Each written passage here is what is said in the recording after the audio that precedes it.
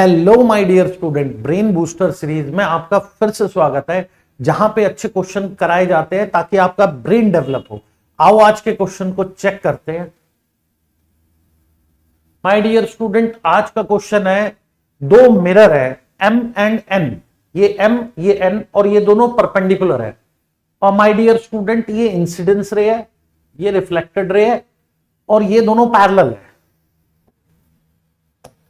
ये वाली ray incident ray, ये ऐसे सी इंसिडेंट और ये रिफ्लेक्टेड रे, ये पैरेलल है। अब मेरे प्यारे बच्चों, आप देखो, ये क्लास 9th का लाइंस एंड एंगल्स का बहुत इंपॉर्टेंट क्वेश्चन है। ये बहुत सारी बुक्स में दे रखा है और आपके कहीं ना कहीं किसी ना किसी स्कूल एग्जाम में, यूनिट टेस्ट या हाफ ईयरली या फाइनल एग्जाम में आपको ये मिलेगा ही मिलेगा। आओ देखो इस क्वेश्चन को कैसे करते हैं। इस क्वेश्चन में मैथ्स के साथ साथ ना फिजिक्स का भी यूज होता है। फिजिक्स में क्लास 8 ग्रेड में, 9 में, 10 में हमने ये तो कहीं ना कहीं पढ़ा होगा, angle of incidence equal to angle of reflection. देखो कैसे करते हैं इस क्वेश्चन को। मेरे प्यारे बच्चों, दो मिरर है,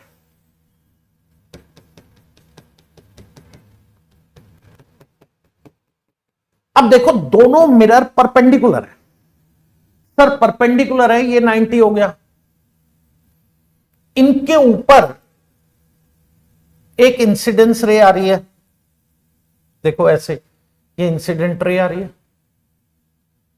CA, ये पहले यहां से यहां गई। मेरे प्यारे बच्चों, आपको बुक में दिख रहा होगा, उसमें डायग्राम में दिख रहा होगा मेरे प्यारे बच्चों, OA नॉर्मल है। सर OA नॉर्मल है तो इसका मतलब एंगल ऑफ इंसिडेंट ये वाला और ये एंगल ऑफ रिफ्लेक्शन सेम होगा। इसे मेरे प्यारे बच्चों x ले लिया, इसे x ले लिया, ठीक है। ये नॉर्मल है तो इसका मतलब ये एंगल 90 डिग्री हो जाएगा, ये वाला। भाई नॉर्मल तो परपेंडिकुलर ही होगा।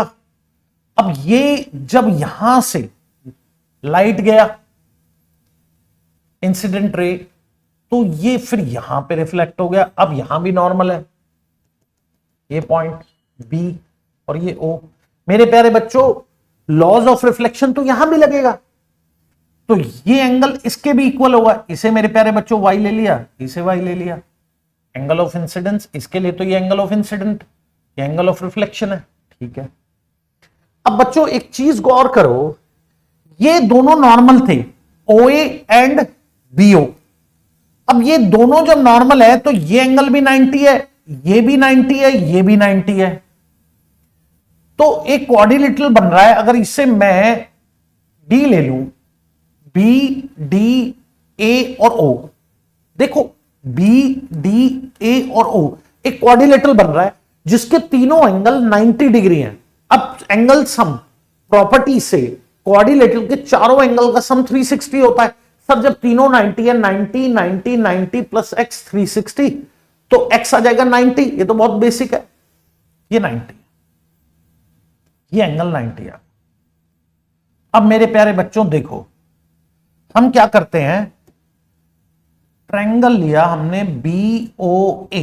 क्या लिया बच्चों? BOA। अब इसमें एंगल सम प्रॉपर्टी लगाई, sir x plus y plus 90 equal to 180। So sir हमारा x प्लस वाई क्या आ गया? Sir x plus y will be 90। x plus y 90 आ गया। इससे क्या रिजल्ट हुआ? इससे रिजल्ट नहीं हुआ, इसको मल्टीप्लाई बाय 2 बोथ साइड करो, उससे हमारा रिजल्ट आएगा 2x plus 2y equal to 180।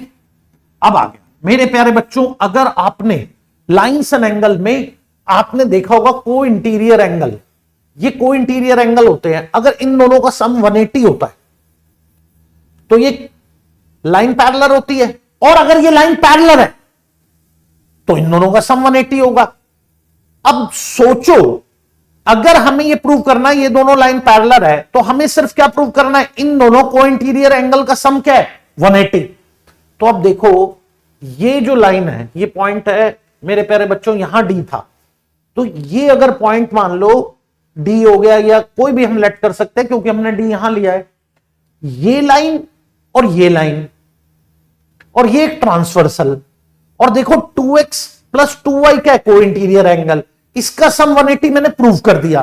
तो अगर को इंटीरियर एंगल का सम 180 है तो ये दोनों लाइन क्या होंगी, सीए और बीडी पैरेलल होंगी नहीं होंगी?